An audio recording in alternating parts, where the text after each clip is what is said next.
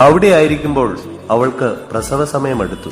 അവൾ തന്റെ കടിഞ്ഞൂൽ പുത്രനെ പ്രസവിച്ചു. അവനെ പിള്ളക്കച്ചുകൊണ്ട് പൊതിഞ്ഞ് പുൽത്തൊട്ടിയിൽ കിടത്തി. കാരണം സത്രത്തിൽ അവർക്ക് സ്ഥലം ലഭിച്ചില്ല. അഭയം ലഭിക്കുമെന്ന് ഞാൻ കരുതുന്ന സത്രങ്ങളൊക്കെ എനിക്ക് മുന്നിൽ കൊട്ടിയടയ്ക്കപ്പെടുമ്പോൾ ഓർക്കുക, എനിക്ക് വേണ്ടി ഒരു ബേത്ലഹേം രൂപപ്പെടുന്നുണ്ടെന്ന്.